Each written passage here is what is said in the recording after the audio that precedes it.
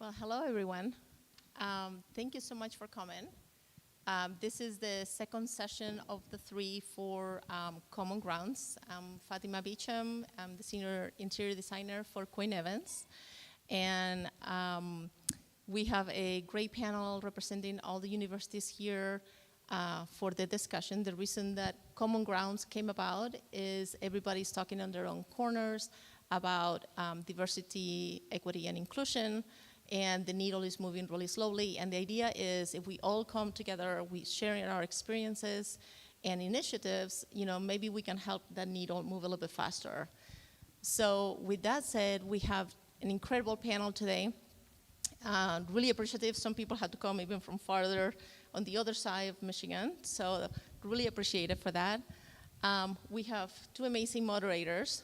We have Tiffany Brown. She is the executive director for NOMA, the National Organization for Minority Architects, and the founder of the 400 Forward, which is an amazing program of mentorship for women that they have professional exposure and provides resources for Black women in Detroit that want to become an architect. So she has been doing that since 2017.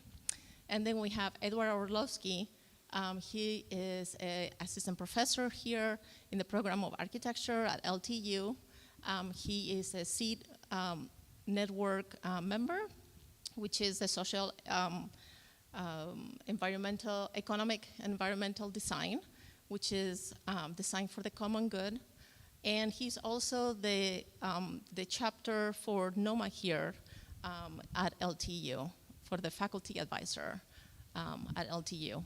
So with that, I'm going to leave you guys with that great conversation to go ahead and start. Thank you, Fatima. So I wanted to introduce all of our panelists today. So when I call your name, just give a wave. But I also wanted to say that I'm a proud alumni of Lawrence Tech.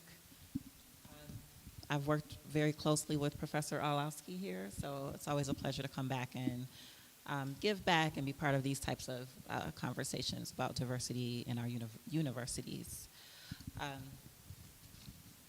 So first, I would like to introduce Dr. Karen Reed Hendon, the Director of Diversity and Equity and Inclusion at Lawrence Technological University. Nayati Bailey, the Director of DEI at U of M Taubman College. Irene Wang, Assistant Chair of Architecture at the U of M Taubman College. Evan Lockhart, the DEI Outreach Manager at the College for Creative Studies. Michael Jen, the Assistant Professor of Architecture at Kendall College of Art and Design. And Laura Winter, the Academic Teaching Specialist in Interior Design at MSU School of Planning, Design, and Construction. And last but not least, Dr. Barbara Patrick, the DEI Director at Eastern Michigan University. Thank you all for joining us. We've got a long conversation to have, lots of questions for each of you. But I wanted to start out with just acknowledging that this is a group of individuals who bring lots of unique perspectives from all awesome schools here in our own state of Michigan. And just having this conversation around DEI has been a very important one, especially with a lot of elimination of DEI initiatives and the Supreme Court's handing down on affirmative action. And so we're really interested in learning more about what each of you are doing at your respective schools, about empowering people and encouraging students to create places to thrive, especially chiming back in on empathy and the value of human differences. And these are all things that are important, and we need to keep having these conversations. So I wanted to just jump right in and ask a few of you, whichever chimes your heart the most, or whichever of you, to describe a decision that you made to enhance the school programs by including diverse perspectives. So Karen, I know that I wanted to maybe just not pick on you, but start with you. You are pretty well versed in policy here at Lawrence Tech, so I wanted to just hear your thoughts on that. So I first want to say that thank you for allowing me to be a part of this panel. And to kind of give some context, I've only been here at Lawrence Tech for 3 years as of this month in my role as the founding director for diversity, equity, and inclusion.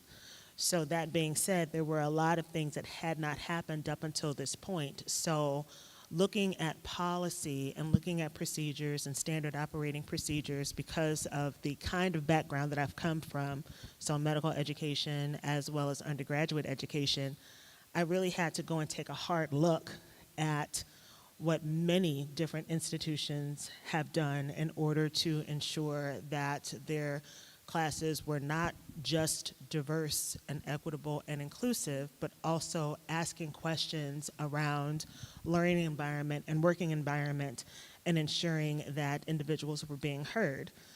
But anyone that knows anything about culture, even though culture is very fluid, it could also be very stagnant, especially when there are individuals who have always profited or have had a leg up, literally, with the rules not changing or the rules always being in their favor.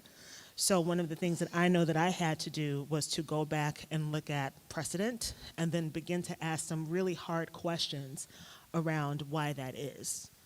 And in asking those questions, begin to dismantle why we do the things that we do so that we can ensure that people are being seen, heard, and valued. And when we think about policy, as boring as it may sometimes be, the exciting part of it is as much about developing it and then implementing it, but implementing it when there's no fanfare, because policy should just be that, policy. Policy should just be implemented and people are able to follow through without there having to be a ticker tape parade to say, hey, we now have this thing that now everyone can be a part of. But it takes a lot of work to get all of the different groups of people to have those conversations. So talking about gender neutral bathrooms and how many there are, asking questions around safe spaces on campus and what it is that we're doing to ensure that for individuals, asking questions about where are the student organizations and where they're going to be housed and who's going to be able to do what, going back to alumni, asking alumni what didn't they have that they wish they had now, and then working to ensure that those things are being done. So while a lot has been done in a very short time of 3 years, there's so much more to do, so many more conversations to have, many more climate surveys to do, and ensure that as we're doing this work, that our policies are also falling in line with the things that our community has said is important. So setting policies in place definitely gives a path, a formalized one, and it's not just conversations that are had in rooms and then nothing happens when you leave. So I think that's very important, especially at a school like Lawrence Tech, where I think our school is always looking for ways to diversify our student body and just put some things in place that can be concrete and that people can follow and reinforce. Any other schools want to chime in on that question? Like what you've done to enhance the programming at your schools to include diverse perspectives. So I can speak to this. I've been at CCS for 1 whole year in this position, but I've actually been at CCS since I was 16. So 18 years I've been there. So over the 18 years, I've seen a lot of change happen. What I haven't seen is a lot of change within race at CCS up until recently. So we have this thing called a bridge program, which is like a pre-college program where we have students come from, I mean, you all have one of those and it's real good. Laura said, yeah, everybody does. But they come to us, we do dual enrollment, we give them summer camps, and then they had the opportunity to have a scholarship to CCS. So what we found was that we were not allowing for as many students in Detroit. We were targeting specific like magnet schools in Detroit. So what I did last year, instead of that, I haven't actually filled that program in a couple years. We've had like 6 people and it's got 10 spots. I went to like 18 different Detroit public schools and without notice, because they weren't answering my phone calls and I just knocked on their doors. I talked to art teachers, I talked to counselors. We had record applications, we filled every spot. And so it really is like, actually doing it, right? So it's like enacting the policy, it's like enacting the action. And now we're a part of the Detroit Promise Network. As of last year, this is gonna be our second year, and so I'm working directly with that, and in 4 years, we will have 59 students in that pipeline, or that pathway, from 10th to 12th. And that's my goal, though, 100% retention. Great. But I'm just saying. I was also here at Lawrence Tech since I was 17. So Yeah, they keep been a part us. of my life. It is, they keep us. And the magnet schools were not around when I was in school, which was not that long ago, in grade school. So yeah, Lawrence Tech has feeder schools, and 2 of those schools are my middle school and high school. And it's important, like, to create that type of pipeline to make sure these programs that you guys are putting in place are effective. I think you wanted to chime in on that question too. Yes. So I'll speak to some of the things that we've done at EMU. So for me, I say I walked into DEI work almost by accident. It was looking at what was happening on campus and listening to students. And a lot of the students of color were telling us, we don't feel like we belong in this space. And so a group of faculty from all across the campus, we got together and we said, let's just start having listening sessions. And so for almost a year and a half, we did nothing but set up safe spaces for students to come and to express to us what their concerns were and what their experiences had been. And we did the same thing for faculty, specifically faculty of color. And after that, we said, let's take this evidence, and we started putting on workshops to have conversations with the people in the classroom and those in student affairs to say, here's where the problems are. We expanded that a little bit further, and we said, let's do a video series. And so we did a 3-part video series where a lot of the students who had talked to us about our issues on campus, we said, let's put them in front of the camera and let's let them talk to the entire campus about what the issues were. And so we brought in students and we brought in DEI experts from all across the campus to provide some tools to use to address those things. And the video series was very impactful across the campus. A lot of people saw it, but for the people who aren't going to come and who aren't going to participate, we knocked on the door of the provost's office for support. And we actually got the provost to work with us where we set up a 3-part training series. And every university outlet had to go through that training series and those conversations, and their funding was tied to their participation in the workshops. So for those people who didn't want to come, you don't have to come. You just can't expect the same funding that you had the year before. That's it, though. Yeah, and so for that allowed us to get access and touch everyone. And there's still a lot of work to be done, but we were able to put everybody in a space where we started off by saying, let's look at the numbers and let's see what the numbers are telling us, and then let's start talking about what our issues are and giving you some tools to address those things. Very powerful tools. Yeah, that's an approach that I'm sure got you the things that you needed, the answers that you needed, and the just participation that you needed. I always say you should, if you want these types of resolutions and information, always go to those who have experienced the most exclusion. You know, so including those voices of those students and the faculty is important to accomplish like these types of goals. But I am curious to know what type of spaces, you said you set up some safe spaces for people to talk. Were they just meetings? Were they lunches? Like what types of things did you do? So they were meetings, and we advertised all across campus, and at some points we only invited in students of color. And we said, we want to hear from you, because they were some of the students who were the most upset and who were saying, we're out of here. And we would invite in students and a very small number of faculty. We didn't record, we just took notes. And we said, we just want to hear what you have to say. And the things that came out was powerful. When they're telling you things you don't want to hear about yourself and what you're doing, but you have to hear it. And so for them, initially we had problems getting people to participate, but once the students realized that it really was a safe space and it was faculty who understood how to have those conversations. We had really good conversations. The conversation piece with the faculty aren't, how do I say this? We don't open up as fast as students do. And so for faculty, it was a little bit more work, but in order to keep the space safe for them, no administrators can come in. And so it just has to be for us, by us. So I always tell them my slogan is for EMU, by EMU. No one can tell you your issues better than your family at home. And so it was safe spaces for students of color, sometimes women.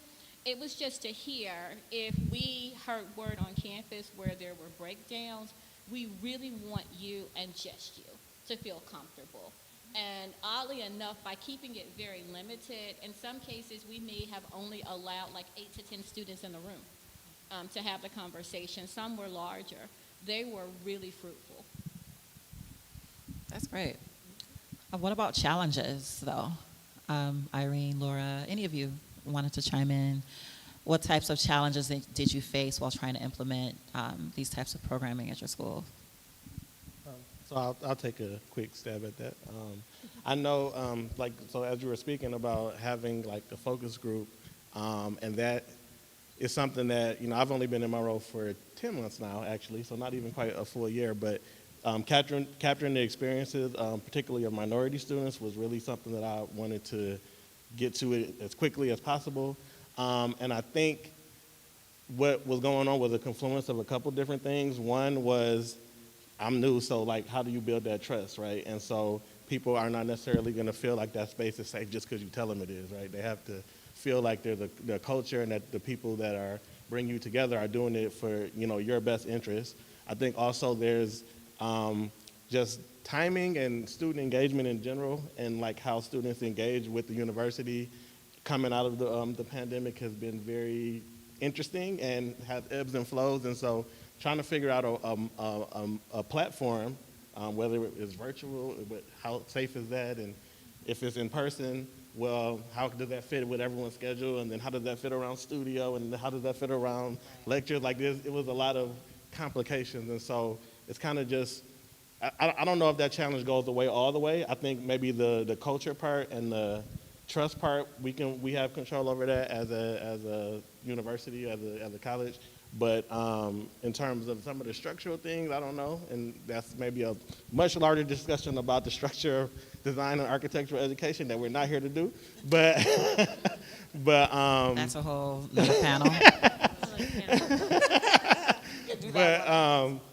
But just thinking about how we can create these spaces that students feel comfortable sharing their experiences, how they feel, which allows us then to activate and create the policy, create the programming, create the initiatives that can create change. But we have to have those voices first. Can I add to that just a little bit? So I think it's mission critical to ensure that you have support from the top as well as the bottom, right? Like, you can't do very much unless you have others who are in positions that are powerful that can help to move the needle, to say this is why that's important. That's why at EMU, when it was said, hey, you don't have to come, but your funding might be hurt, motivates people, okay? It does. But at the same time, knowing that students are putting everything in front of you and saying this is what it is, that's really uncomfortable for some administrators because they don't want to hear bad news. They want to feel like everything is all good and we're doing good work, but you can't grow until you know what it is that you're actually not doing well. And you have to trust that they're telling you their experience and be clear. Like, we can't conflate their experience with what we experienced back in the 90s or the 2000s. This is an entirely different time where our students today are dealing with much more than any of us pre-social media have ever dealt with. And it's so in your face and so fast that, we have to do these things almost immediately. So, but it's got to come from the top, it's got to come from the bottom, and everybody has to have a shared language too around it.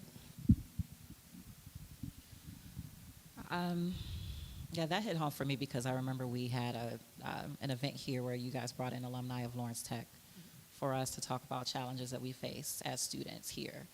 And I think the group that was here, it was a lot of Noma Detroit members who are alumni, we felt comfortable enough with our dean who was there. We felt comfortable enough with some of the faculty that was there. So yes, it is trust that is important. You know, you being new faculty, creating a space where people feel like they belong is important.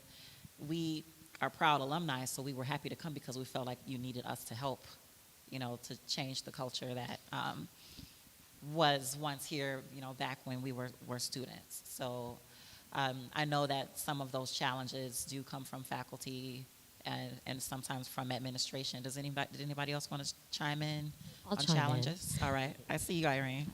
Thank you for seeing me, Tiffany. I appreciate it. I think for me, I think like someone who's trained as an architect. So I think about systems, I think about designing systems, I think about tweaking systems, I think about what's wrong and deficient in systems. And in general, I You think about solutions Yeah. as an architect.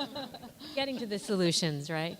But the solutions are layered, right? Like to your point. And so I think for me, the thing that is like, if I could categorize what the challenges are, it really has to do with like buy-in and not just buy-in like in terms of people thinking it's a good idea, but there are real challenges with time, bandwidth, and incentive for people to participate. So I think those three things are like when you're creating a community that is inclusive or is trying to change something that's been this way for 4,400, many years and many generations. I think that it's like you need everybody to not just think it's a good idea, like I said before, but actually be interested and active.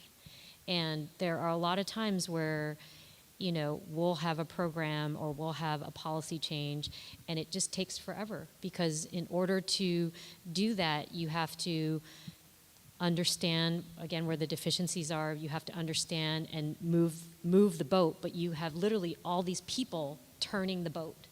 And again, it's this idea of not enough time, not enough bandwidth, not enough incentive. And I think those things, if we can kind of focus on them and vary those for different people at different times, allow for participation to look differently for everyone. So your students are contributing maybe 1 hour a semester, and that's amazing. Your administrator is participating in different ways, either helping to socialize or clear the path. Other provost levels or other people are providing funds and money. But again, there are the faculty, like my faculty peers. Half the time they just are constantly applauding and really excited about all these efforts, but are they actually giving their time, right? Or in a firm, if we're working in a professional environment. Like there are so many efforts and targets for diversifying and for making things more accessible, but the reality of leadership is that the work has to get done, right? The day-to-day has to be maintained. So how do we make space for this thing that is still considered extra or some kind of additional really amazing ambition? And now that has been blocked, with DEI efforts being blocked. I can speak to that too. We have, in my office, we have a DEI lecture series, we have a Celebrate Diversity blog, we have like professional development, we have a DEI council that has faculty and staff on it, we have all of these things. We have, on November 14th, we're gonna have a speaker come in and talk about pronouns and gendering, because that's something, an issue that students, like I work with our student government DEI group, and that's an issue that they said they wanted to address, so we're addressing it. The issue is, like I said, the buy-in, and it's the incentive. So a lot of issues that we're having is not so much with our full-time faculty, but it's with our adjuncts as well. And it's because we're not like, I don't know, I can't speak to this because I'm not the president or anything, but because the way they get compensated is different, it's different on giving them the training, right? So like full-time faculty, we put them in a room all day, Mr. Professional Development, you're here, don't leave, here's a snack. Right? We can't do that with our adjunct professors who are working at like 3 different schools and just trying to make it here in academia. So it really is, it's like, how do you find a way to reach those people. And it's differentiated instruction, right? Like, it is like, Yeah, and then you have the converse side of the people who are actually doing the work, and then you're facing things like overburdening, and Yep. that is a real thing. And those folks are taxed beyond, and it becomes, it starts to divulge into these like labor of loves or like these passion projects, and it shouldn't be so rarefied, right? It should just be something that's part of your everyday, and like breathing or drinking water or like hydrating. And so I think in that sense, sometimes when we try to get attention to these things, we also, again, rarefy them or make them seem exceptional from those things. And so I think for me, again, it's that like the buy-in, those other three kind of criteria that I mentioned, because I really think it's about how do we get this to be a habit every day? How do we get this to be just part of what you're thinking about all the time? And so that it is important because it's ever present. And it's not going anywhere, and it shouldn't be Yeah. seen as something that is an additional, effort, or you need to bring someone in to run these programs and that's all they do, and they're the only one thinking about it. That shouldn't be the case. It won't be effective in that way. I'm just sitting here at the end of this row of people, and I just love the diversity that I'm seeing before me, especially with like some of you not even being from schools of architecture but schools of art. And like even at schools of art like CCS, you're dealing with the same programs, and across the state you're dealing with the same programs. So what about things that you've tried to implement that did not work? Anybody have any thing to share there? Or maybe everything did work because you're all awesome at your jobs. I've only been there for a year. That's why I can't, like. And be clear, emotional labor is still labor. I mean, I could talk about stuff that doesn't work, because I could talk about that till the cows come home. I think for us, so I helped to lead this consortium of 8 schools of architecture, and so we've created this stacked mentorship program that really thinks about architecture in people's lives from high school all the way up to senior professionals, junior faculty, senior faculty, high school, college, associate degree, graduate, postgraduate, PhD, doctoral. And so what I think we've realized is that there is this like mindset that in order to be efficient or in order to be successful, we have to just kind of see these amazing successes, and we have to also have everybody doing the same thing or something like that. And so that was something that was really different for us, is that sometimes we realized programs end. A certain cycle of a program ends, a certain chapter ends. Sometimes students don't want to be mentors again, even if it's awesome and they get paid $50 an hour. They don't want to do it because they have other things that they want Was to that do. a plug? Yeah. I get $50 an hour. $50 an hour to be a mentor. But what's interesting there is that, at first it felt like a letdown. Like we were thinking, were we doing something wrong because students were making different decisions? And actually, we realized, no, not at all. We were just providing more options, more choices. And I think that that's something that the failure, or what seems like a failure, or what seems like a pause or a kind of ending, is actually just a really amazing way of digesting, of recalibrating, of getting help and feedback, and just bringing more information into that system to see how we can evolve it. So yes, challenge, like it's a challenge in yourself to get over what you think is an ending, but actually allows you to structure a program and structure something for the long haul, right? And to say that, what we're really, really interested in is just creating more options for folks instead of, and that's going to change. And then what we're really holding on to is a community that we create around these activities, right? So that this mentoring program is a place for everyone from the beginning of their career through the end of their career, whether they choose to stay in architecture or not. That's kind of what drives us in that consortium. You might also have faculty. You might also have people in firms that don't want to be mentors, and it's just, it baffles me, but it's not for everyone.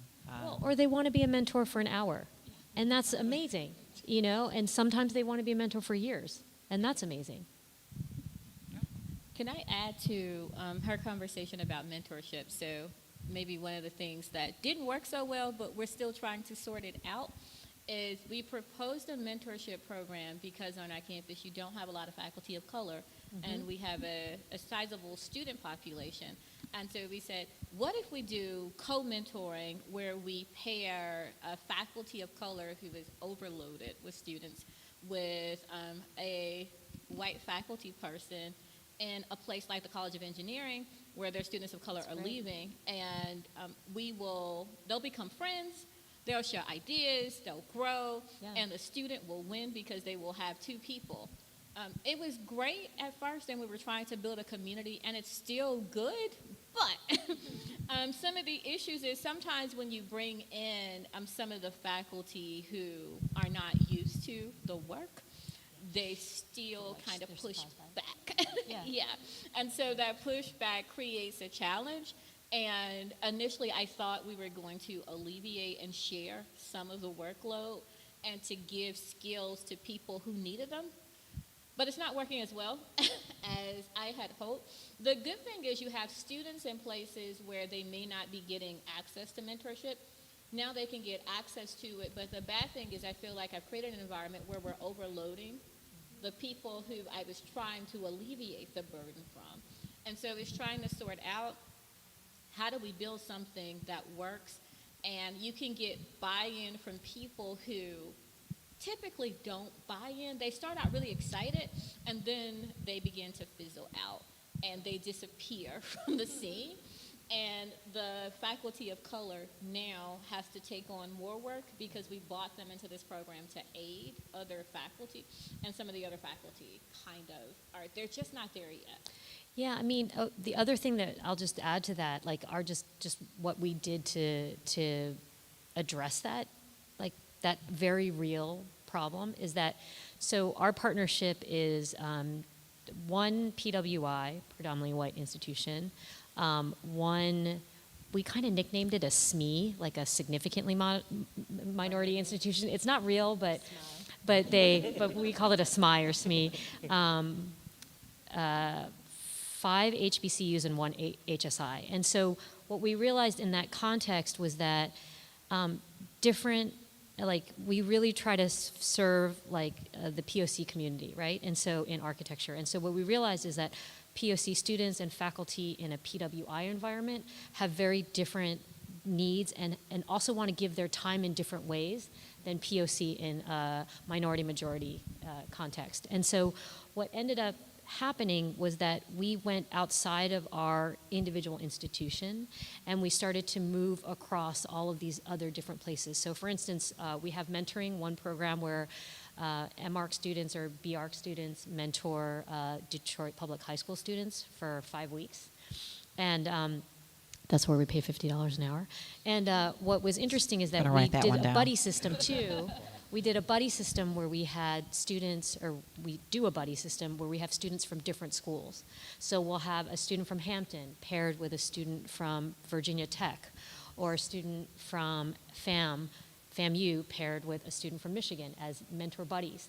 And then what ended up happening was that they created bonds across different places, and it helped us alleviate overburdening of our own students in the PWI environment that have, they are seen as near peer mentors or role models, but it helped reduce that because we distributed the burden across different schools, right? And across this larger network. And again, that's where we're interested in creating this meta mentorship community. And so that's just, I don't mean to go too deep, but that's helpful. Were you able to get faculty who may not have engaged originally after they saw what was going on, to come on board? Yeah, and it's really about listening to the faculty and understanding they have real demands on their time. Like they have to make tenure, they have to make their research goals, or even professionals. Like we have professionals come in, and what ends up happening is that you have just so many demands on your time.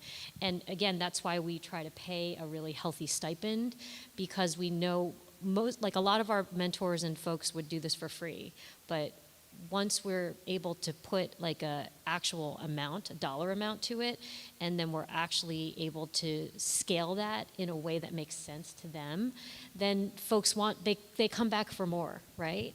Did your university give you the funds to be able to pay them like 50 No, bucks that an was hour? me. So Michigan is this is like probably TMI, but Michigan is a very entrepreneurial space. Yes, yeah. So Yanate's nodding. And so all the funding for our program has been, I've been writing grants and getting and hustling for that money. But I think what we were able to do when we put all of our heads together is because we have partners at HBCUs and MSIs, and they have been dealing with being under-resourced for 150 years, right? And so there's a lot of knowledge, tacit knowledge, a lot of exchange that we get from each other. So I know I don't want this answer to be too long, but yes, that's how we ended up doing it. You figure out how to amplify what you have. Both those programs sound amazing, and we're learning which ones work and which ones work better. I won't say won't work, because that sounds like a great mentorship program that you were describing that maybe just needs more time to develop and unfold. But Irene, that's impressive, and that there is a difference between an experience of a minority student at a PWI and at an HBCU. And so some people are not aware of that, but just the nurturing part of mentorship that you do receive as a minority student at an HBCU, I'm hearing sometimes it is to a bit of their detriment, but mostly to their advantage. And so to be able to kind of cross mentor is a new idea and a cool one. So thank you for sharing that, because I think we all can get a takeaway from that. So the conversation kind of, and we're going to have Ed take us more into some faculty questions after this one, but funding has been a buzzword since we've been talking here. So Laura, I wanted you to just expand a little bit more about the creating inclusive excellence grant that you have at your school, and just for faculty and staff, they are the focus. So could you elaborate on what you did there? Yeah, so I'm a member of the School of Planning, Design, and Construction, SPDC DEI committee. We're fairly new, and so the first few years it was just forming our strategic plan, and we did a lot of stakeholder meetings and coffee conversations like you were talking about. And the biggest thing that came up out of those conversations for faculty and staff were give us tools, give us strategies, talk to us about how we can implement this into our classrooms, into our studios, into our research, whatever your specialty is. So once we, worked through our strategic plan, one of our first things was we need to find a way to give faculty tools, which I'm one of those faculty members that needs those tools. And so we applied for grants, and we received gotta remember the name, Creating Inclusive Excellent Grant, CIEG. And what we did with that money was create a series of workshops. So brought in professionals from around the university to talk to our faculty members about incorporating research, reaching diverse groups, community engaged learning, how to reach those diverse groups. I mean, there was like I said, a handful of workshops which were really, really wonderful. And we went away from those workshops with, concrete strategies and tools that we could work with as faculty, with students, with our research to implement to the classroom. So that was really great. And then from those, we actually created some side groups. So we'll have side conversations about this is what we learned from this workshop. I tried this didn't work, this did work, and really informal. So it's spread, and it's led to some deeper learning. Deeper learning, that's what it's all about. The faculty who can make that happen, right, Ed? And obviously, so much of the work we're trying to do here is about, creating a nurturing, caring, a welcoming environment for our students. And one of the things that really contributes to that, or should contribute to that, are the faces that look back at the students from the front of the classroom. And if the faces are all similar or all the same, that doesn't necessarily give all students a sense of welcome and connection. So the question I'd like to pose are, what are some creative ways or some good ways that any of you have found of, creatively sourcing faculty candidates from diverse, or in some cases underrepresented backgrounds and perspectives? So I can speak to that. When I got hired, one of my first things that I did was we rewrote our hiring guide. So we wrote it so there's DEI-based questions. We removed all of the implicit bias language that was in there, which there was a good amount of. And that helped us kind of get our hiring guide together. We're also working now on a new hiring process. So requiring all hiring managers to go through diversity training. Having one of our DEI advisory council members on hiring committees. So that is a plan as well. And also, ACAD schools have an ACAD BIPOC teaching fellowship. So that is for MFA students that recently graduated of color, and they come into an ACAD institution, so like Kendall, CCS, RISD, wherever it may be, and they teach there for a year, full-time, up to 2 years. And so that program is actually fantastic, but one of the issues that it has with schools across the country with ACAD schools is that you'll bring in your MFA, recent grad, you'll bring them in, you'll have them for 1 year, and you don't have a position for them. So when I was in grad school, I got told a lot of the times, there's no black applicants. We're not hiring black people because there's no black applicants. And one thing that I've done over my research over the last year is you're not looking in the right places, right? So there's different job boards, there's diversity jobs. They actually just contacted me again today. But there's different job boards that you can go to source your faculty from. So it really is, it's where are you looking? Because if you're looking in the same place, if you're looking for someone who's been doing this for 20 years, who was not allowed to do this 20 years ago? Let's think about it, right? So if we're looking for 40 years of experience, you're gonna eliminate a whole bunch of people. And so it really is about uplifting our graduate students, specifically within the ACAD network, and putting them into these institutions and keeping them there, right? So we can bring them in for a year all we want, but then they're adjunct and they gotta get 3 more jobs, right? So it really is creating a pathway, not a pipeline, for students that are already a part of ACAD. I've been here since I was 15. I'm in a ACAD leadership fellowship right now. That's focused on getting to the dean level and president level and things like that. So it really is, it's gotta be something that everybody buys into, but it's also gotta be something you put your money at. Because you can wanna do it all you want, but if you don't have the money, then. So yeah, I'll echo some of the things that you said about the committees, the search committees. So I know one thing that at Taubman we have done is make sure that everybody has a specific training called advanced training, where every committee member gets that training. The next step in that is having accountability to make sure if people don't do that, they're removed from those committees. So that's a work in progress, but we are going to have that accountability mechanism for sure. I think another is changing sort of the evaluation guidelines of who even is selected to be more inclusive of different types of scholarship research experiences. Another thing we've been using is the Professor of Practice track, which is a track that I'm actually learning a lot more about, but that allows us to open up, the pathways to becoming a full professor in different ways, in different ways. And so just that, I think, has opened us up to a much more diverse pool of applicants. I think I can't remember the stat off the top of my head, but I think our incoming faculty group this fall is one of our most diverse pools in a while. I do want to say, though, that I think, and Irene might know more about this, but we have had a history, since this is a safe space, we had a history at Taubman of not necessarily retaining our faculty of color. And so I think on one hand, it is great to bring in faculty of color, but what are we doing to ensure that these spaces are not overtaxing them with invisible service, with heavy loads that are not counted towards their tenure? What are we doing to make sure that this isn't just a one shot that is actually more harmful than it is helpful? So, that's an iterative process, but we are trying to make sure that we're doing that. We're doing some of the same things too. So, in fact, earlier today I had a conversation with the provost saying, here's something that I wrote 2 years ago that we should have long since implemented. Can we begin to look at implementing this now so that we can ensure that it's not just myself sitting on all of the search committees as your diversity search advocate?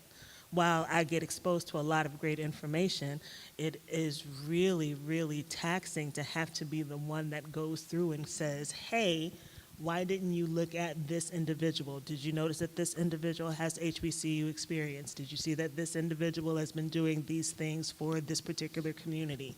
Did you look to see if they are coming from a place that is actually doing the work around diversity, equity, justice, and belonging? And people are surprised that they didn't know what they didn't know. And that's often, I think, probably the most difficult part. Like, why didn't anyone tell me? Well, we've been telling you for a minute. It's there, but you have to be open to receive that information.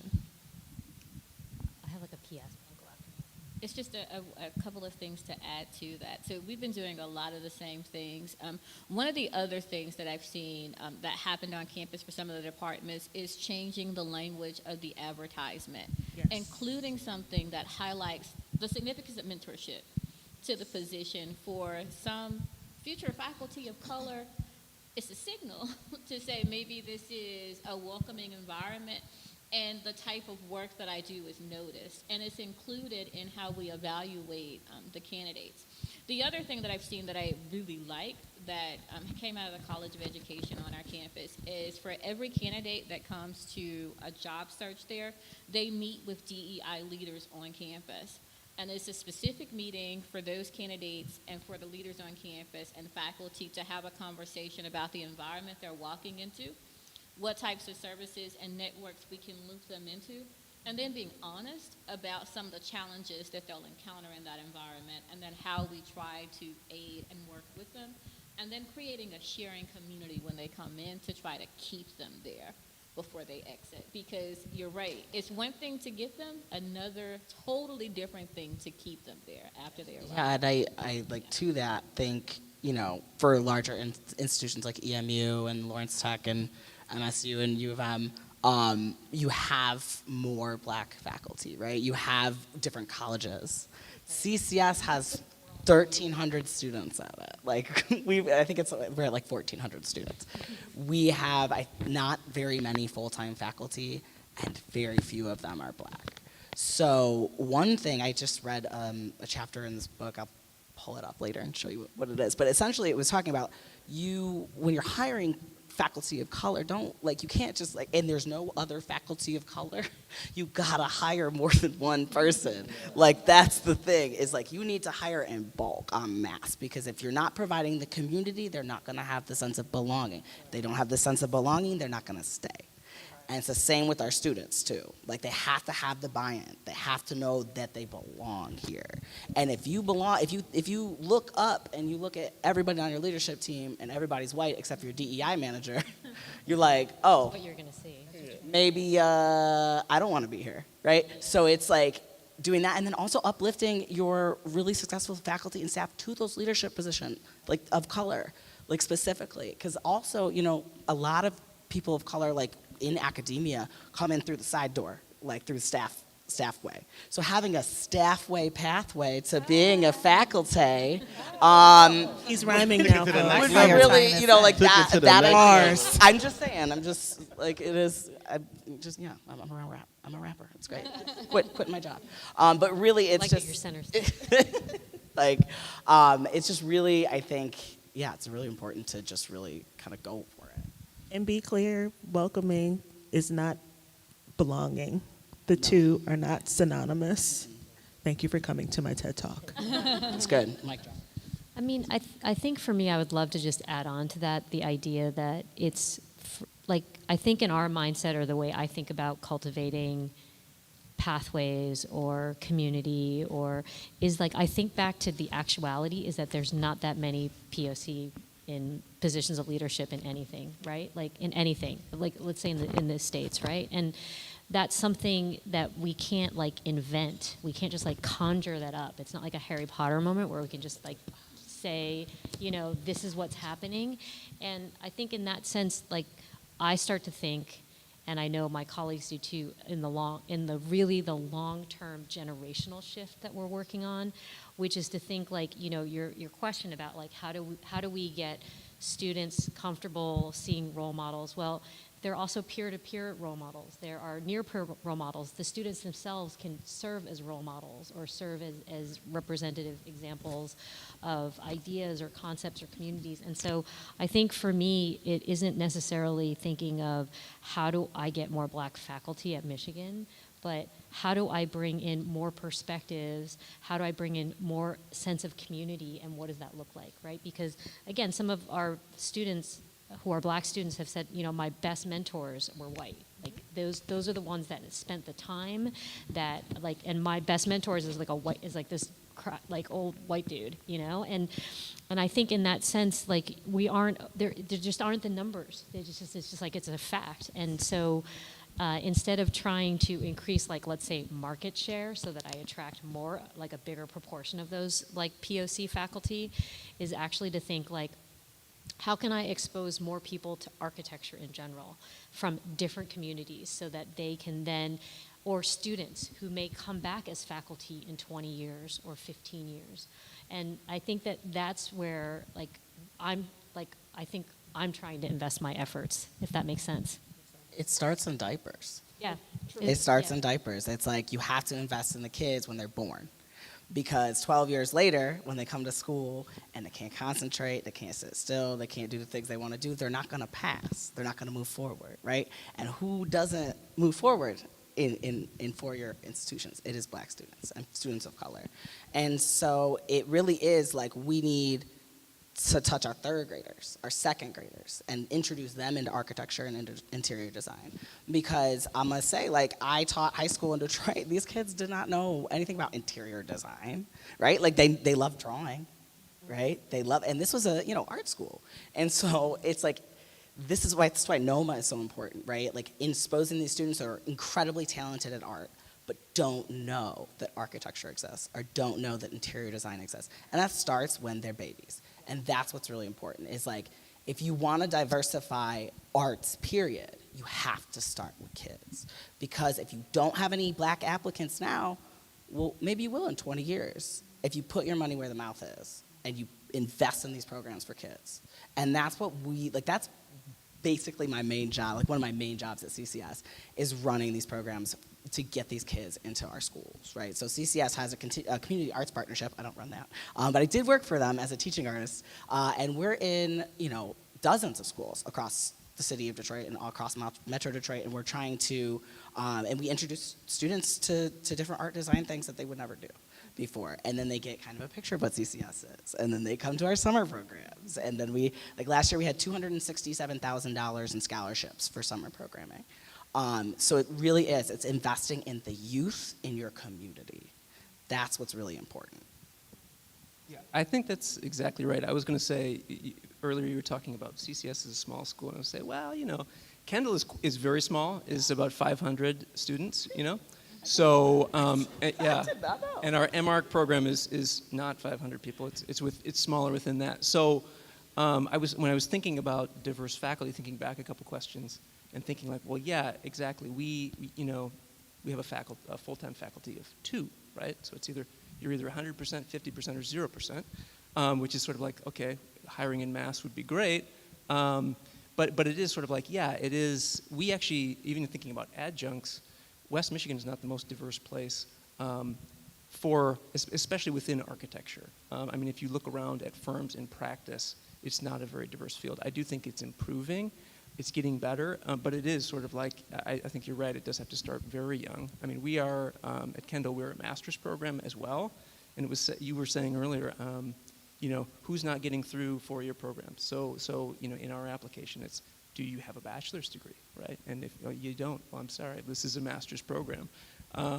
So it is, I mean, diapers is a little far, maybe, but I think, yeah, working backwards. Nutrition, though, housing, being safe and warm where you live, it really changes, poverty. I'm gonna get real excited about. We're gonna go your down brain the rabbit hole. changing. It really does. It's if you don't support kids, their brains change. They don't develop the way that children who are not struggling with existential problems like hunger and housing. And so, yeah, it's and then they can't, and then maybe they'll grow up and they'll be architects. And they'll build the coolest house ever. I can also layer on something do you want to go? Just a little closer to home. So for instance, one example like in our program is the idea that, you know, we are connecting with Detroit public high school students, right? But instead of trying to recruit them to go into our BARC, or not, we don't have a BARC, our Bachelor of Science program in Michigan, we're like, hey, look at that mentor that's in the BARC program and the 5-year BARC, actually it's a 5-year MARC at Hampton, or the 5-year BARC at FAM, and go there and then come back. It's like FAM's going to give you a public education, and just go back to Michigan when you're done. And so I think that there's a kind of generosity that we're maybe not externalizing, but I think the kind of generous approach to recruiting and like thinking of it as cultivation of future leaders, future peers.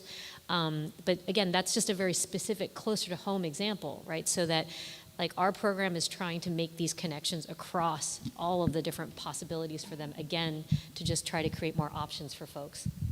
That's fantastic, because like, you know, just because you went there when you were 12 doesn't mean you want to go to college there. And so, but yeah, the skills are still transferable and you can still bring them back, and you're still creating more Black applicants. That's true. Can I just add? So thinking about the whole, you know, you raise them from diapers on up, sometimes we just have to create opportunities for our young people to just kind of put their hands in it. So Detroit Children's Hospital not too long ago had a program called the Big Dig, where they brought all of this construction grade equipment to the hospital campus, and lots of little children were on heavy machinery. Okay? But the whole purpose was to ensure that these young minds got an opportunity to actually touch the equipment, got the chance to actually use the equipment, dig a hole, fill a hole, and then their parents also then started to play on the heavy equipment. So trying to find ways to engage from a family standpoint also helps too.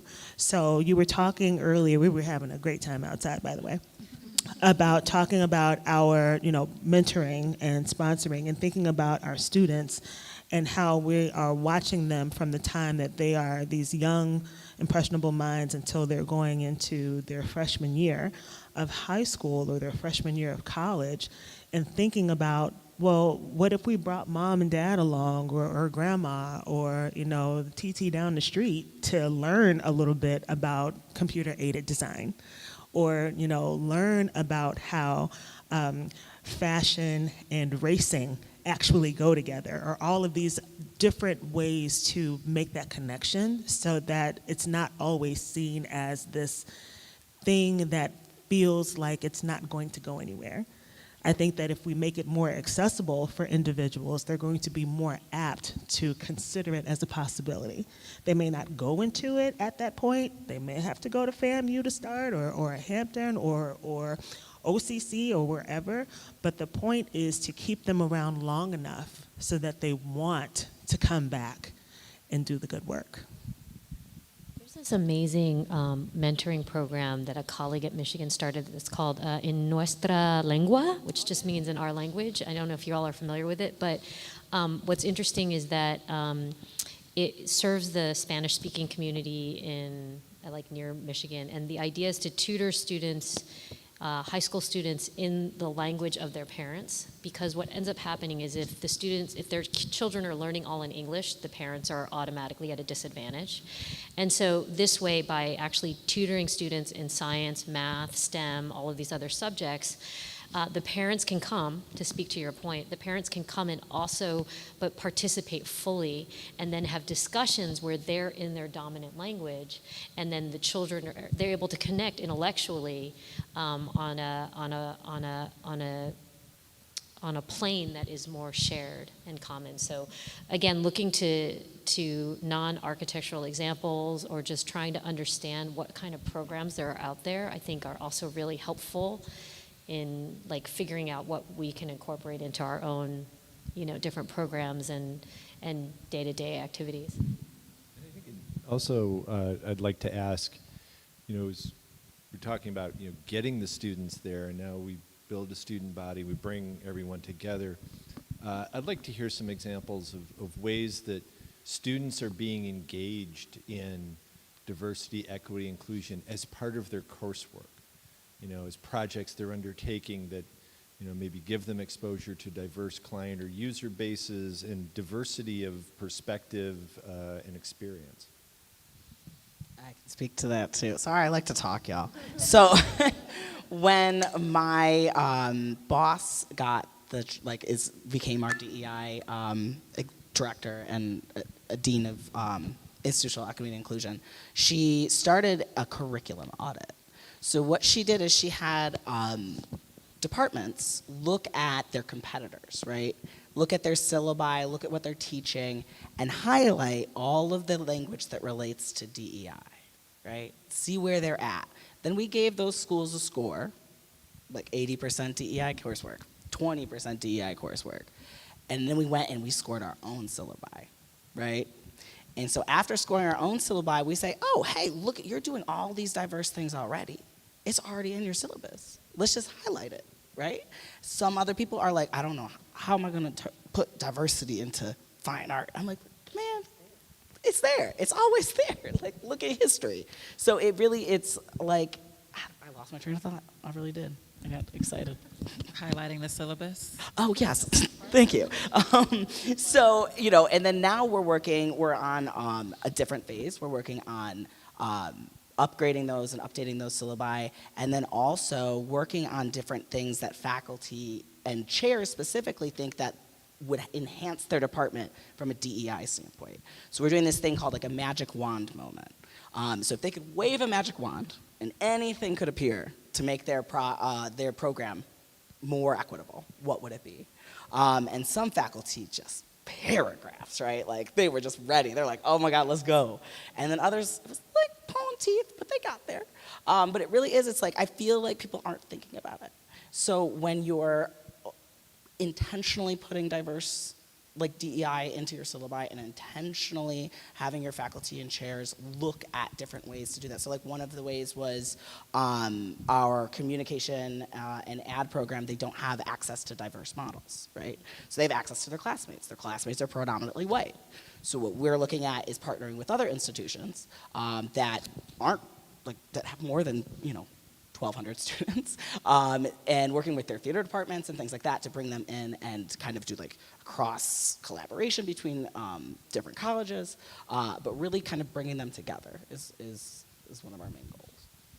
I'll chime in. I love to talk about our program and our coursework. So in the interior design program, I'm a teaching specialist. So I teach a lot of courses, and I'm very studio-based, as most of us probably are. And so what we've tried to do actually is, rather than try to, so often in interior design, architecture, you hear like ADA accessible, universal design, aging population. So instead of trying to call out those, we've really just tried to integrate it fully. So we're very, experiential learning, community-based, focused projects in our upper division studios.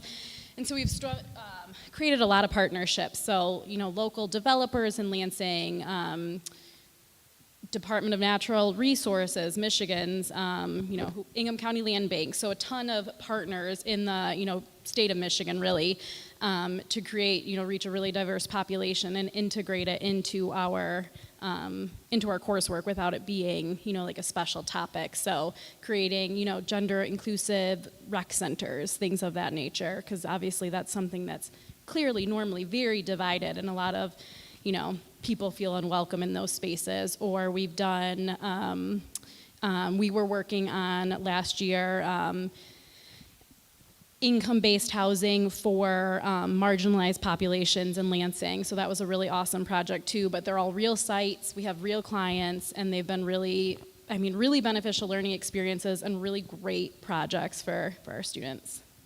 Can I add too, because I like what you just said, and I try that in the classroom. For students, it is inviting and diverse voices from the community into the classroom, so bringing back those working professionals.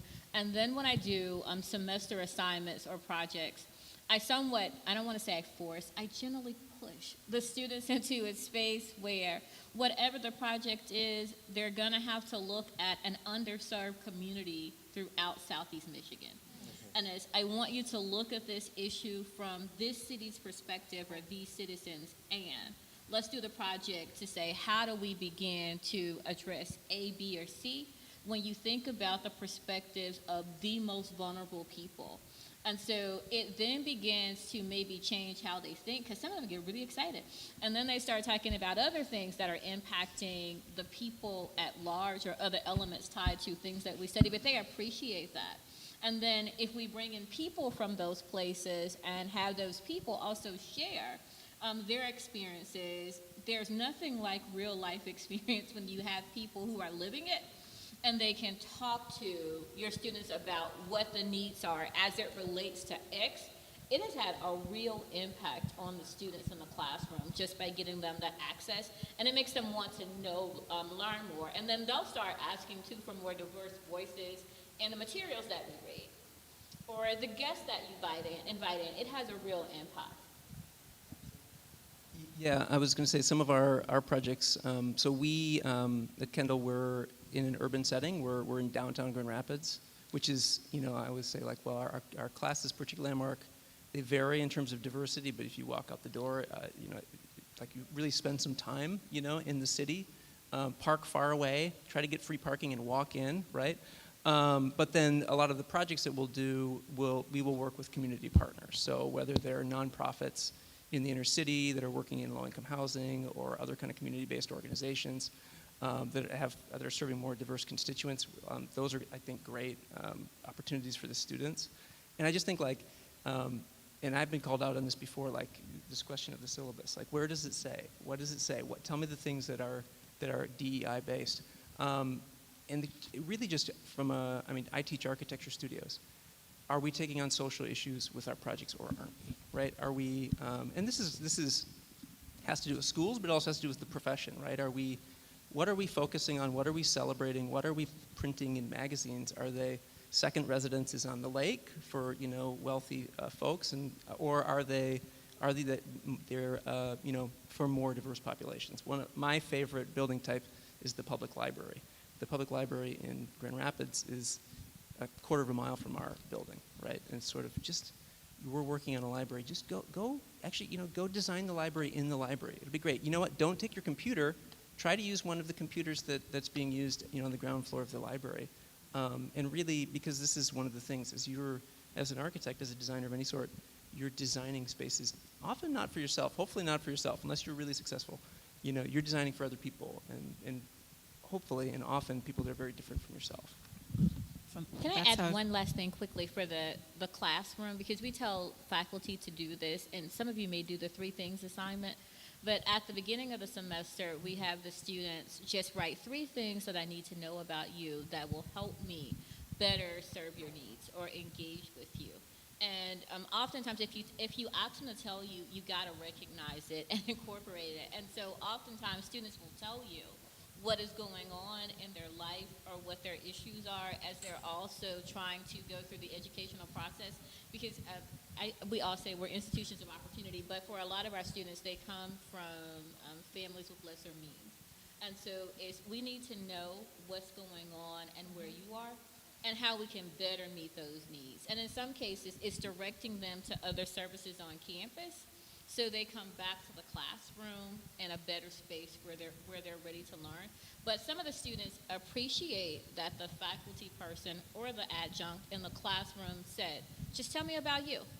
And what do you need from me in order to better serve you in this environment? That relational You can't trust. say that you don't know. Mm-hmm. Once you see it, you can't not say it. You can't be what you can't see. Yeah. Is that where you were Oh, no, going, so I Karen? was going to just kind of piggybacking off of that, I think is the issue of affordability, especially when you have materials, and how expensive that can be, and how that can put students who do come from backgrounds where they have lower socioeconomic status, like, it can be really challenging. It could challenge your ability to make certain projects. It could challenge your confidence in your skills because you don't have these materials.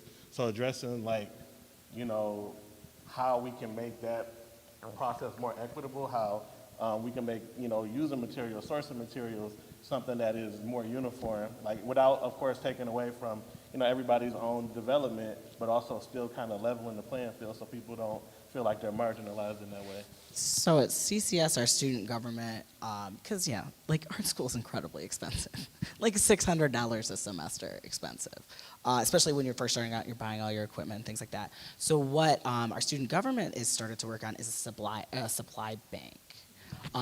So any supplies that you're not using anymore, doesn't even need to be gently loosed. Like if it's a nub of a charcoal, it's better than what I had before, right?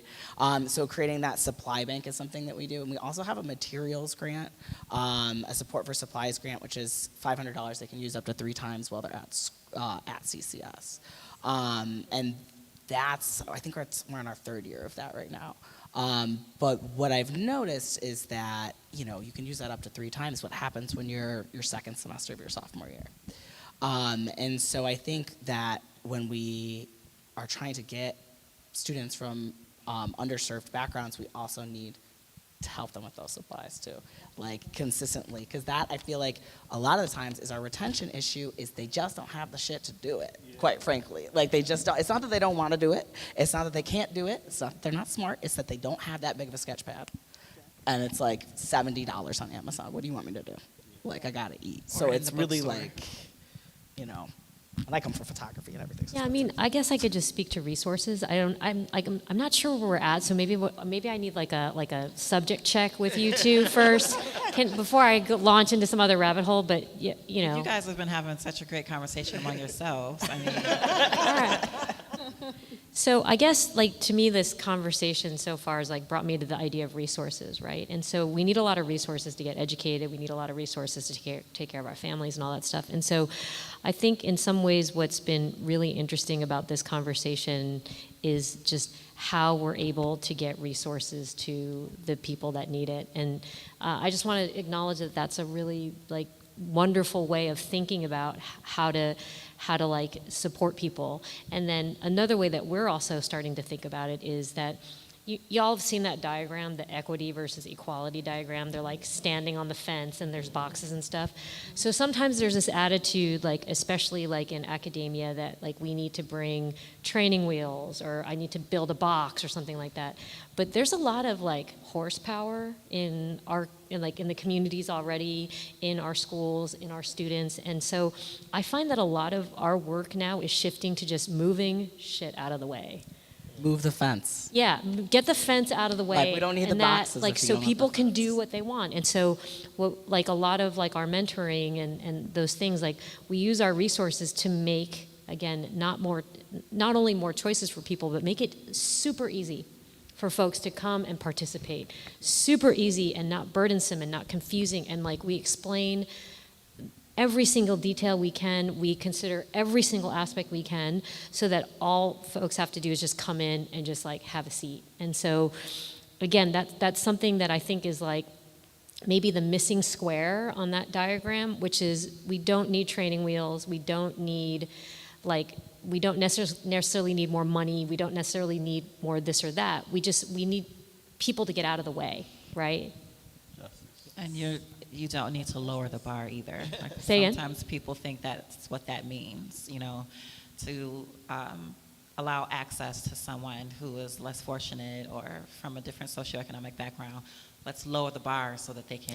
Yeah, and that's a get in. total myth. It's like there's incredible horsepower. There's like incredible intelligence, ambition, energy, even more because you spend 90% of your time moving stuff out of your way so that you can get anything done, or just getting the day-to-day done is so much effort. And like, again, I think that if there are ways that we can tweak our systems to think about resources not just as funding dollars or not just as, like scholarships or this or that, it's like, great, but I need, I need more opportunity for instance, I was talking to my colleague at FAM, and, Andrew was saying it would be great if firms, instead of giving me like a $5,000 printing stipend or a $30,000 printing stipend, what if they let one of their young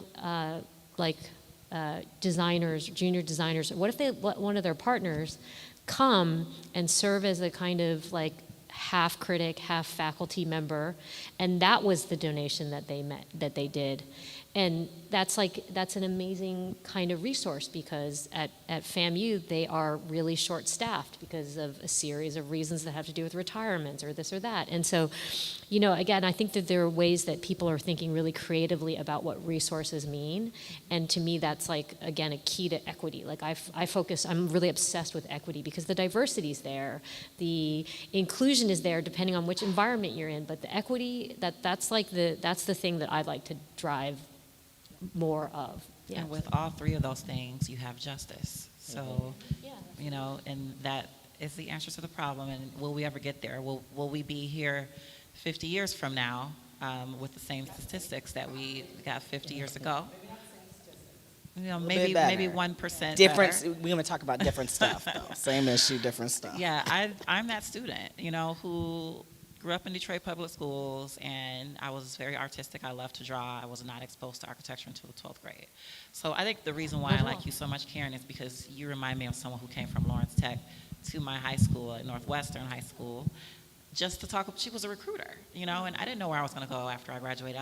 I thought I was going to be an animator and work at Disney because I was just drawing every Disney character there was. But that person in diapers who should have been exposed to architecture, who should have been provided access, and it's the reason why I started 400 Forward, so I could be that person that holds the door open. And the challenges that I faced coming out of Detroit public schools and into a school like Lawrence Tech, struggling, and facing the challenges that I faced, maybe I could alleviate some of that.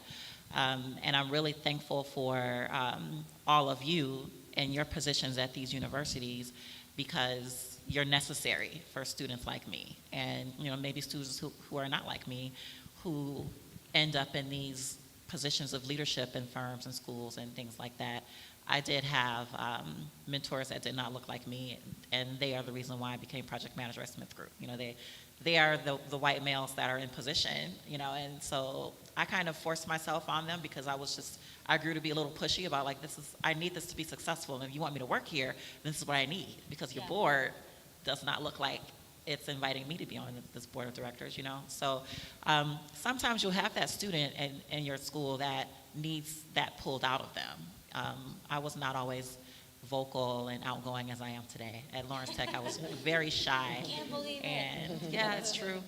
And so I got pushed to a point where I was always having to prove myself. And I did not feel like I belonged in architecture because it feels like a filter. It shouldn't have fences, and you need blocks to stand on and things like that. And you're sitting there and someone's telling you, look around, some of these folks won't be here when you graduate, at the end of the semester. That's not an inviting environment, And so as long as we've got these types of initiatives, and you are all doing amazing and important work, and I just want to commend and give you all each a round of applause from our lovely audience for you being here. I had one more question to ask that I was going to ask from your point of view.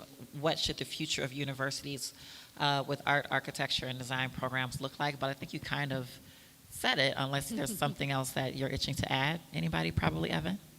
He has your number. Yes. So because CCS is in Detroit, and Detroit is one of the largest majority black municipalities in the country, we need our school to look like our city. That's it. And the ways we do that, we start now, but that's what the future is. Your schools, your universities, the places you are, they need to look like your communities. And if your communities are all white, then you need to change those communities too, right? We need to integrate the country. I'm talk about this forever, but Fatima, we need another panel. I mean, we'll be here all night, but really though, it's we need to make, specifically, I can just speak for CCS, we need more black students, we need more black faculty, we need more black staff, we need more black leaders, period. And that is what I would like CCS to look for. We need allies. You don't have to That be, part too. That part too. And we got a lot of allies, but when I look at somebody and they're an ally, I don't see myself in them. And that's what's important, I think. Because, my mentor in undergrad was an old white guy, and he's amazing. And I love him. He was great. And he did so much for me. But I've had one black teacher in my entire life. And she was a psychology professor. She wasn't even an art teacher. So I'm just saying, like, I don't think any of us could agree with you more. Irene? I think for me, the future is like a much wider understanding and like experience of excellence, right? So, and success. I think I just wrote a big grant proposal, and in it, we were kind of studying, these kind of layers of success and pathways to success. And I think something that really stuck with me is, why do we call Howard the Black Harvard? Oh, yeah, Mecca.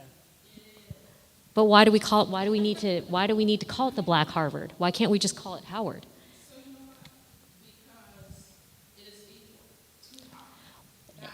Yeah. Yeah. Yeah. Yeah. I asked years ago, why couldn't all high schools be like Cass Tech? Yeah. The answer was, it costs too much money. Yeah. So I'm just saying, because Howard is that same status as Harvard, but so is Hampton. Yeah. And I think we're in the same area. We're like, in my mindset, like we still, in some ways, like people feel like it's a compliment. Like somehow we need to qualify it. When I think we're not saying like Harvard is the white Harvard or like is the white Howard. Like no one is saying that. And so I think for me, the idea of excellence being something that is much more pluralistic, that is covering a range of different education types, educational directions, educational characteristics. I think to me that's what I hope to see in the future. So, Rice University is considered Harvard of the South, which my daughter also went there. So why is that? Again, I think it's this idea that we somehow we still have these idealized like icons of success, right? And so for me, I would like that set of icons to be much wider, right?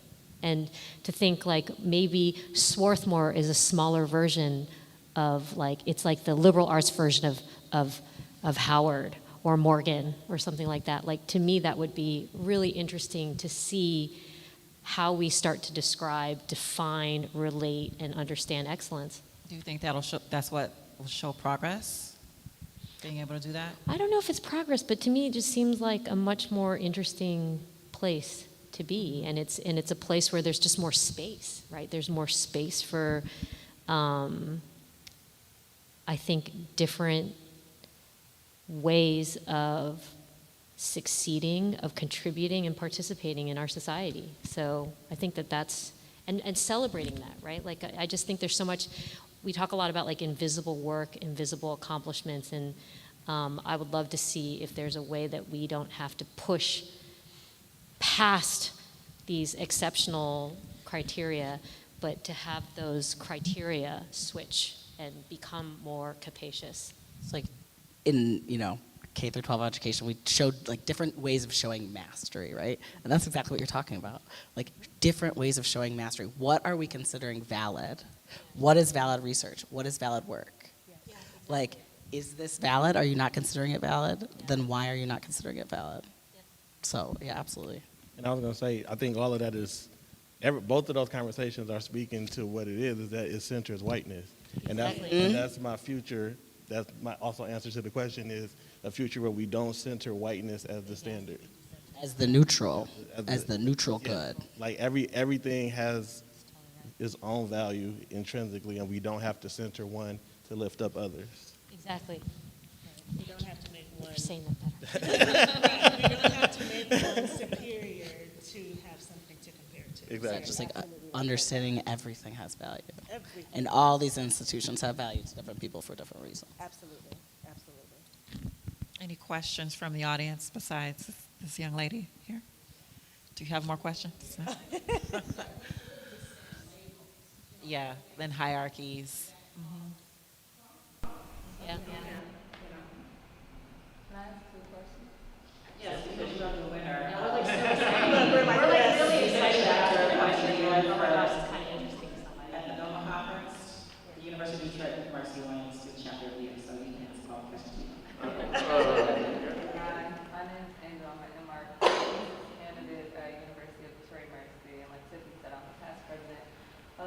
University of Detroit Mercy, Alumni chapter.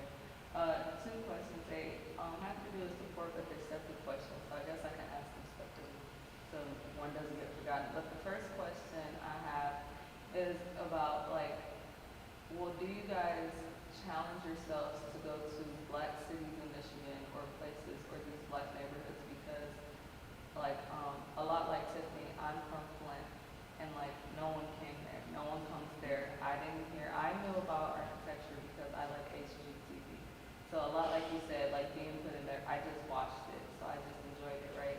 But like, how do you challenge yourselves to go to these places to, you know, I guess attract these students or spread art and architecture and design through these communities? Like, have you done it, or is it just Detroit because that's what's in proximity? So, Would you repeat the question? If you have a mic and you're going to answer. Oh, what's your other question so we don't forget it?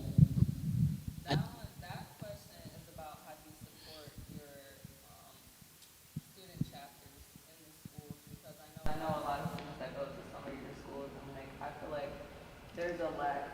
There's like a lot of push for faculty to support students, but nobody actually like supports the student organizations. And like obviously, like I'm the president or past president of NOMAS, but I was also a member of the Black Student Union, things like that. Like, how do you support the students, and like if the chapter falls, like how do you reinitiate, like put that motivation back into the students to get started again? So that's the second question. So the first question is, how do you challenge yourselves to go to black places in Michigan to spread the idea of arts, design, and architecture? And the second question is about how you support your students in these multicultural organizations. Is it okay if I kind of speak to the first one? So as someone that actually used to go out there and recruit, I would for sure just put myself in those spaces, because I felt comfortable enough to put myself in those spaces and begin to ask questions and would mentor students.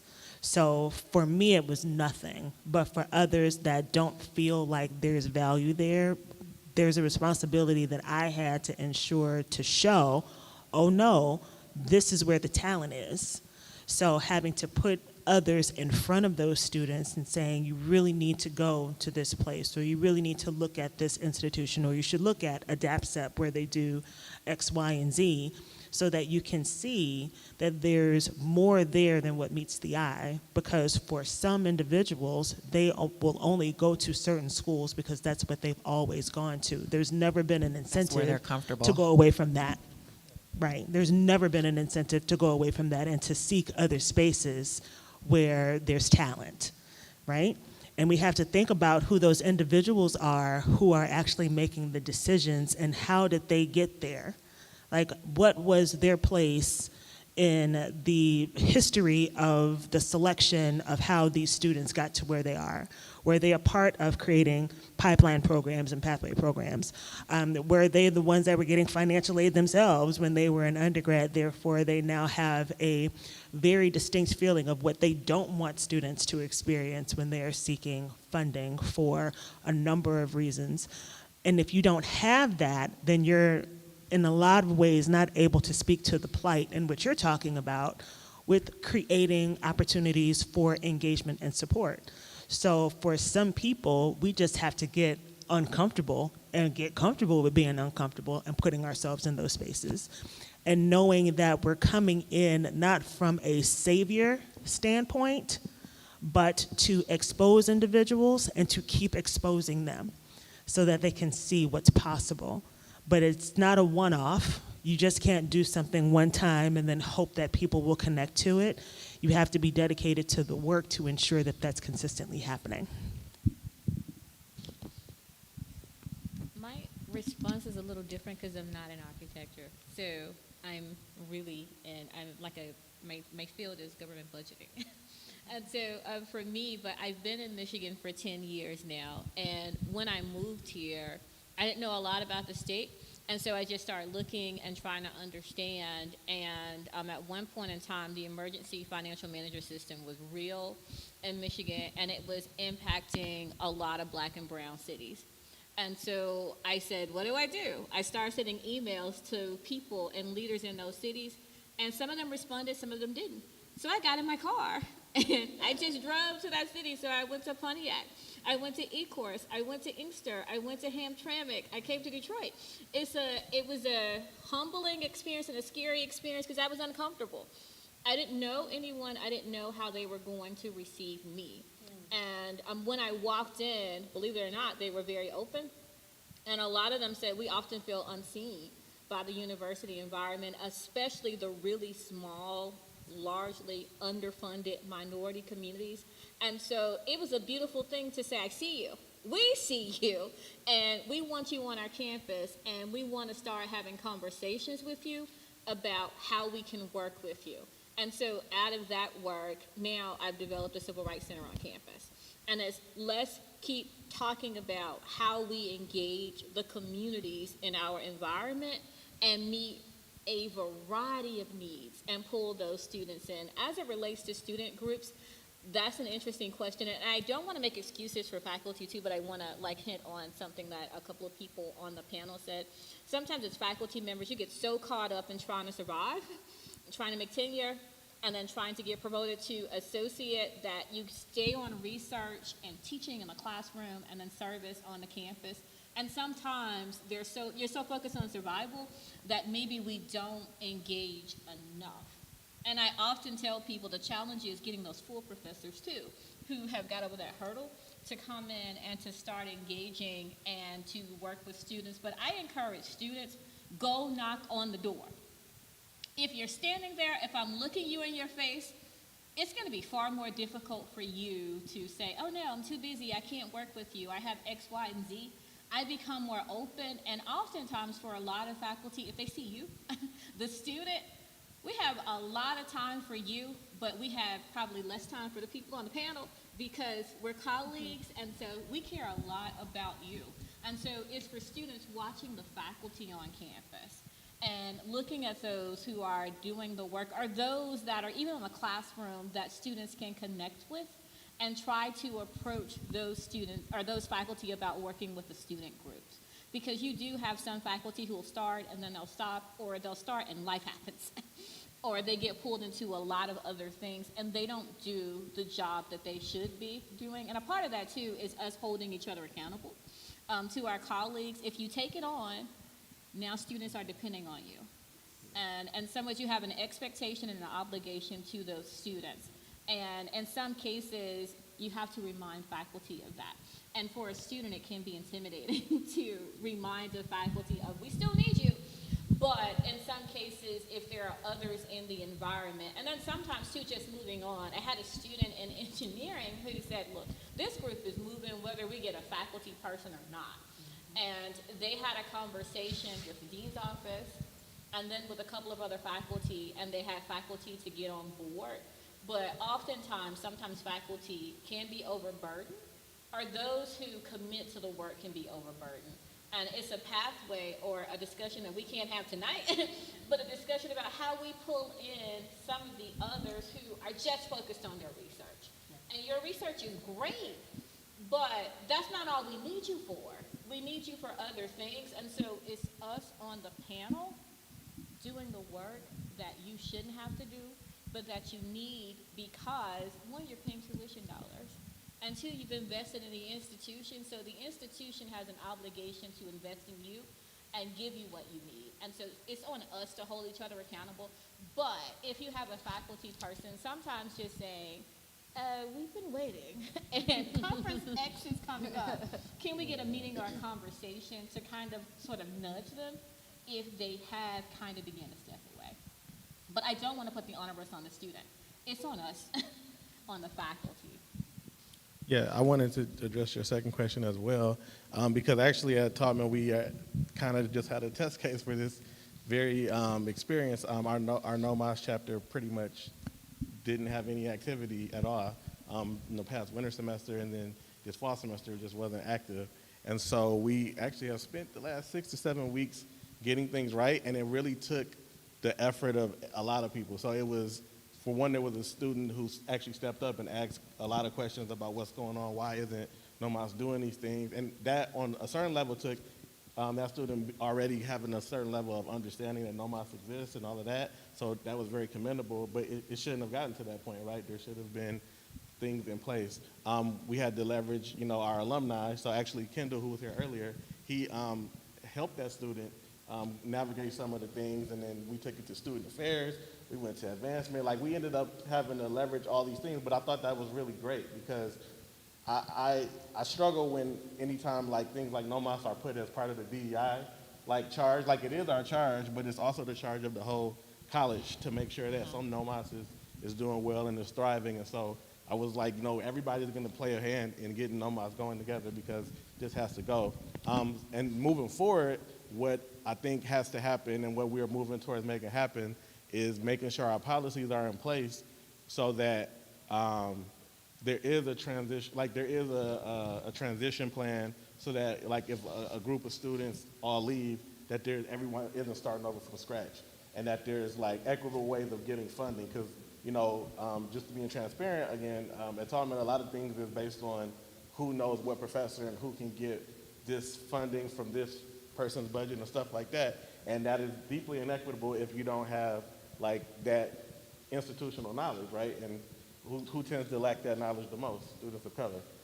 And so we're trying to create policies now that make sure that that funding is equitable. There's no sort of backdoor grabbing to get things. Like, everybody gets the same amount. They have to do the same amount of things to get it. And we think, a lot of times policy can be perceived as inequitable, but I think this one is one that's actually creating equity.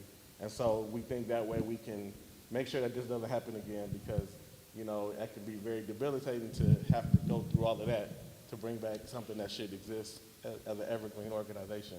Especially when you're at the national level of that organization.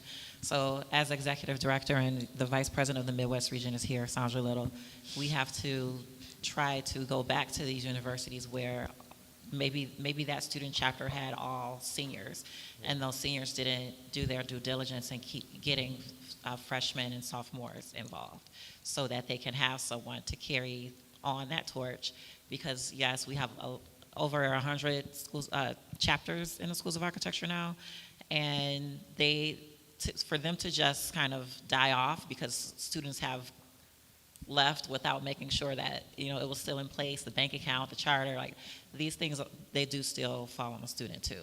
But the students do need funding. They need the faculty to assist them in getting to our conference. They ask us for funding, and we couldn't possibly fund 100 schools, 100 chapters. So I appreciate the work that's happening at Michigan, because we have not had a chapter at Michigan for years. And we recently had a conference here where we didn't have Michigan competing as a school like in the state, and I don't even know if Lawrence Tech or Mercy had a chapter at that time, like 2 years ago. So we have schools coming from all over the country and didn't have any schools in Michigan competing in our competition. So because of chapters that just kind of go away with graduating seniors. So there's a lot of paperwork and things like that go with keeping a lot of these organizations, particularly NOMAS, going. And we do need that. We need that from Lawrence Tech. We need that from we need that from Michigan. There's no one on the panel from Mercy here, but we need that for them too. So if there aren't any more questions. I could answer the last one. Pardon? I could answer the last one again. You want to answer the last one? Is that okay? Yeah. I think like in terms of like I don't necessarily I don't think I'm always thinking about recruiting. And I think in connecting with students from marginalized communities or students that are underrepresented, I think in general it's like I try to connect through my research, right? So when you said HGTV, my heart lit up because I have a whole stream of research that studies HGTV, and my research students watch HGTV and track how many times they say open concept, which is a terrible evil upon society. And I think in general, I also think about things like public scholarship and like architectural literacy, right? And so I've been able to connect with students in Detroit. I've been able to, my wife is born and raised in Flint, and so we connected with Communities First. I don't know if you know them, but they're this great organization. We worked with them in our public design core, and we were connected because my wife and Glenn lived, like they grew up like 2 blocks from each other.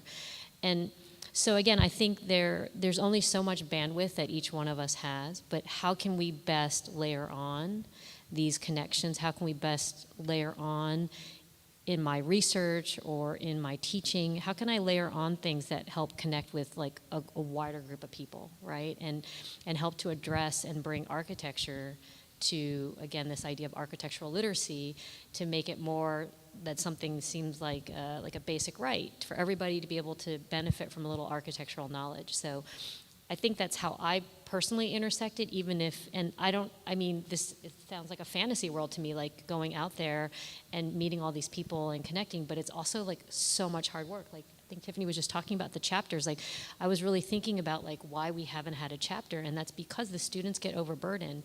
And it's the same way, like when we first started our mentoring program, I was like, why does like Howard not like sending a stampede of students to be mentors, right? If they're getting $50 an hour, and like, you know, like we're like, Howard's got better stuff to do than this. They have other priorities and targets that they have to focus on. So I think in that sense, you know, I'm really encouraged when we can fill in the gaps, when we can find ways to put things on pause or give space to digest or give space to process. And so I guess that would be how I answer both of those questions. So one is to like figure out how to make connections or find common ground, so that you can, find common ground through the things that you do every day that you can then layer on, and then like so you get like a 2-for-1 kind of deal, and then really thinking about how to support people in a way that they need, right? And you know, understand that sometimes things need to be on pause because that's just what works for everybody. Sometimes people need a break. And then figure out how to reactivate that. So I hope that's helpful. All right, well, if that's it, I want to give our great panel of 7 faculty members at all of our schools of architecture and art also a round of applause for all of the excellent feedback.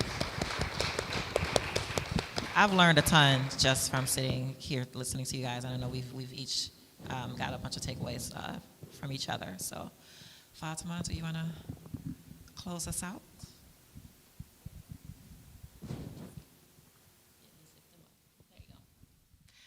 Well, I'm just like so extremely grateful that all of you guys were here today with this great conversation.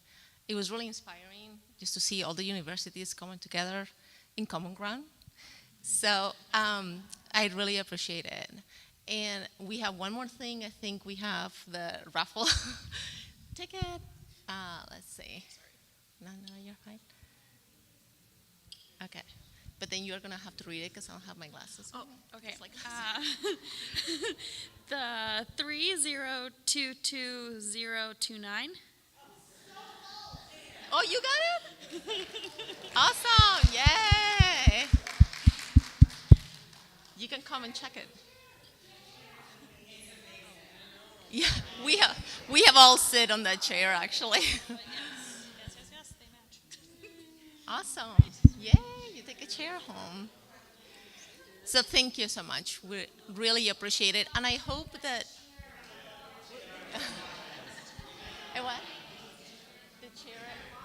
Yeah, it was a steel case chair. List price was $1,700, so it's a nice chair. And I just want to make sure that this great conversation doesn't stop here, that we can continue maybe, in 6 months, touch base, everybody virtually, because this was a huge effort and I really appreciate it. So that we can, I'll be the lead, begging all of you guys again to try to get together like a quick call, how everybody's doing, sharing new experiences, something else new that you try, and then move forward together to move that needle. So thank you so much, everyone.